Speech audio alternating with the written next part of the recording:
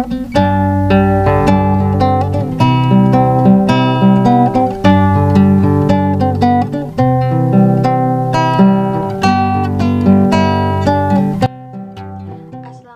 warahmatullahi wabarakatuh. Perkenalkan, nama saya Dia Dwi Lestari Rusdan dari kelompok 2 akan membawakan materi yaitu konsep dasar manajemen publik. Perkenalkan, nama saya Dia Stini. Saya akan membawakan materi tentang sistem pelayanan yang berorientasi pada pelanggan. Perkenalkan, saya Yulius Lestari. Di sini saya akan membawakan materi penciptaan budaya pelayanan dalam organisasi. Perkenalkan, nama saya Yusriani. Saya akan membawakan materi New Public Management.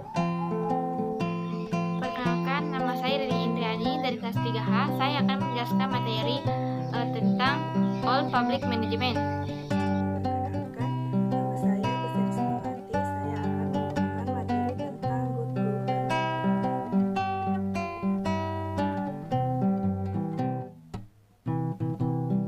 Konsep manajemen publik. Pengertian manajemen berbeda dengan administrasi. Manajemen berarti pencapaian hasil. Adapun 3 fungsi manajemen umum. Yang pertama itu strategi, yang kedua itu mengelola komponen internal, yang ketiga mengelola komponen eksternal. Strategi ini mencakup masa depan organisasi, menetapkan tujuan dan prioritas. Yang kedua itu mengelola komponen internal, mencakup penyusunan staf, membentuk struktur dan sistem untuk membantu mencapai tujuan yang diidentifikasikan oleh strategi. Yang ketiga yaitu mengelola komponen eksternal ini mencakup adanya fokus internal yang lebih besar dalam manajemen publik baru melalui strategi dan mengelola konstituensi eksternal daripada dalam kasus dengan metode tradisional administrasi publik. Yang ketiga itu awal pendekatan manajemen, yang keempat manajemen publik baru, yang kelima program manajerial. Program manajerial ini terbagi menjadi 4 bagian. Yang pertama itu fokus pada output, yang kedua perubahan input, yang ketiga mengurangi lingkup pemerintahan, yang keempat hubungan dengan politisi dan publik. Yang keenam itu dasar teoritis manajemen. Yang ketujuh kritik terhadap manajerialisme.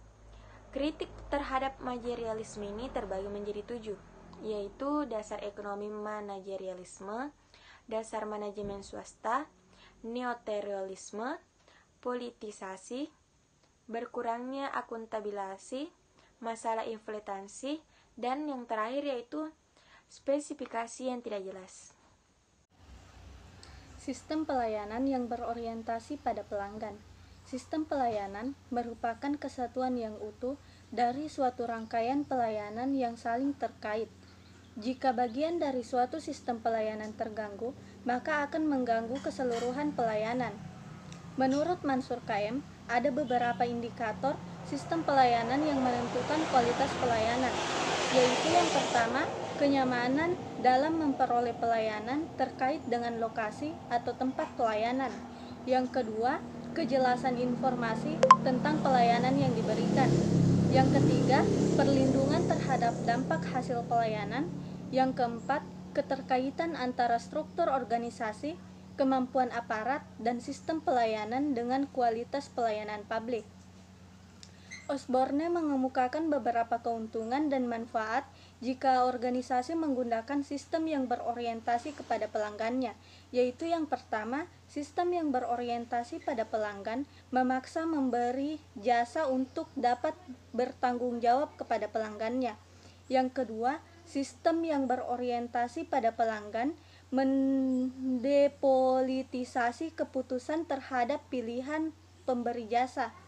Yang ketiga, sistem yang berorientasi pada pelanggan merancang lebih banyak inovasi. Yang keempat, sistem yang berorientasi pada pelanggan memberi kesempatan kepada orang lain untuk memilih di antara berbagai pelayanan.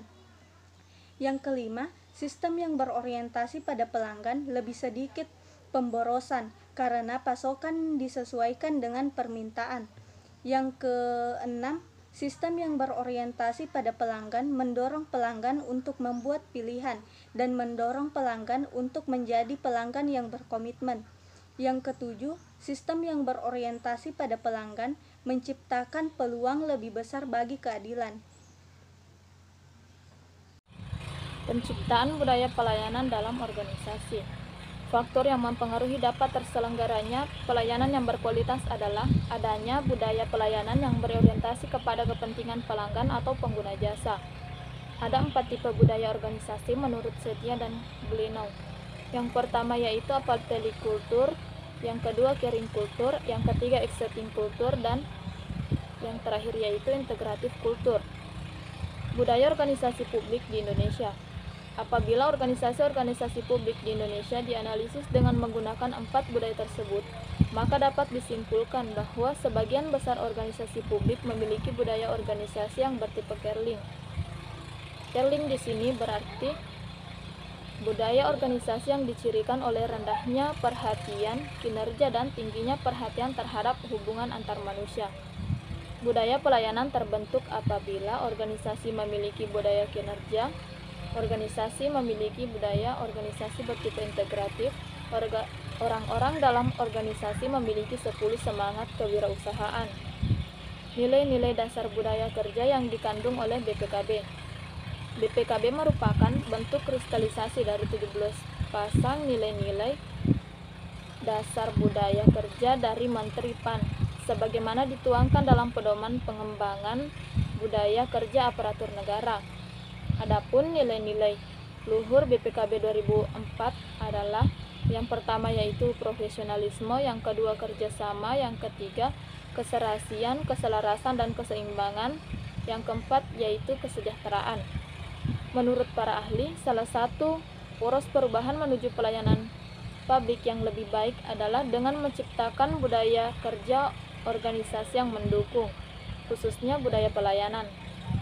Ada beberapa strategi yang dapat ditempuh untuk bisa mewujudkan organisasi memiliki budaya pelayanan yang handal.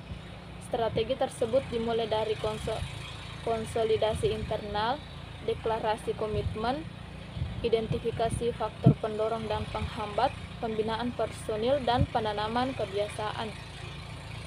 Baiklah, saya akan membawakan materi New Management Public atau dalam bahasa Indonesia juga disebut dengan manajemen publik baru.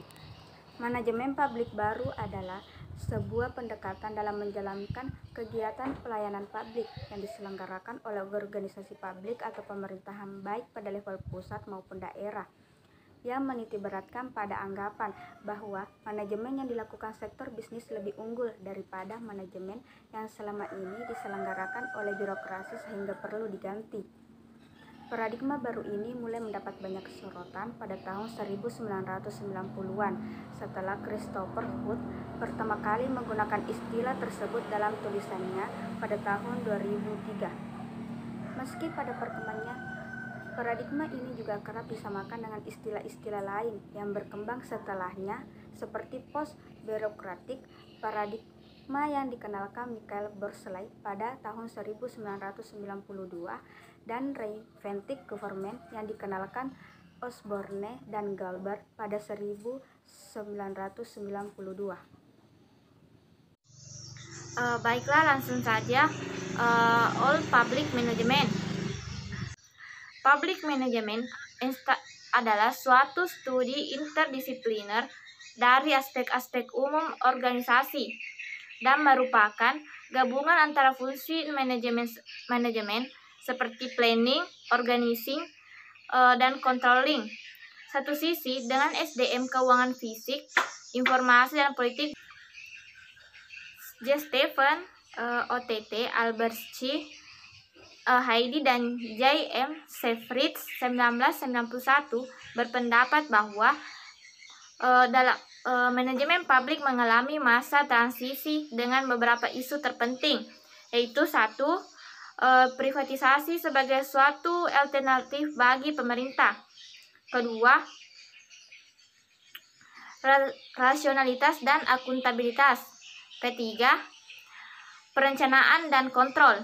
Keempat, keuangan dan penganggaran. Dan kelima, produktivitas sumber daya manusia.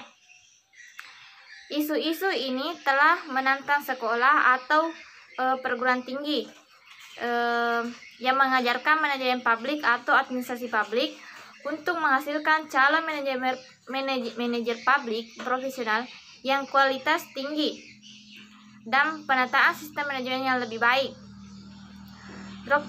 Doktrin utama public management adalah 1.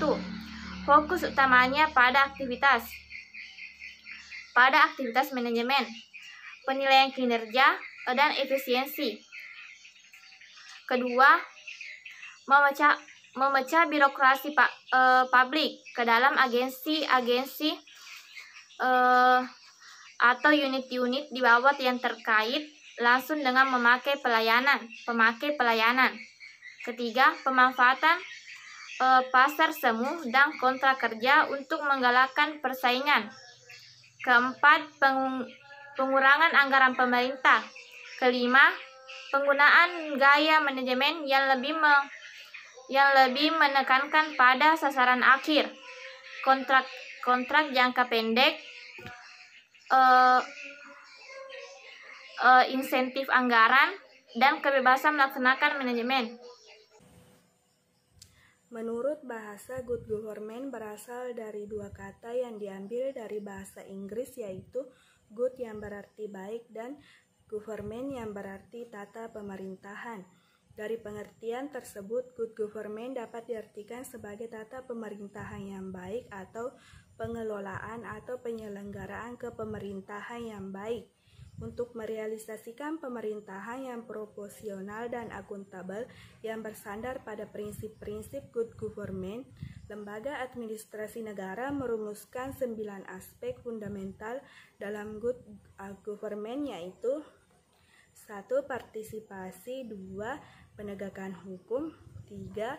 Transparansi, 4. Responsif, 5. Orientasi kesepakatan, 6. Keadilan, 7. Efektivitas dan efisienitas, 8. Akuntabel, dan 9. Visi strategi.